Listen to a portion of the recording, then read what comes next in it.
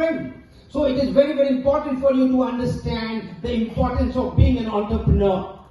Why entrepreneurship is the need of the time. You are going to be a job giver and not a job receiver. And one who gives is always more important than one who is out to receive, my friend.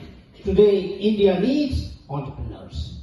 Because entrepreneurship is about having belief in your abilities. Entrepreneurship is about working 24/7. Entrepreneurship is about something that transcends gender, that transcends even the formal education, my friends. In a country like India, where there are so many issues, entrepreneurship seems to be the road ahead, my friend. This can be a liberating force for you. It can liberate you, it can liberate the society, and it can liberate humanity.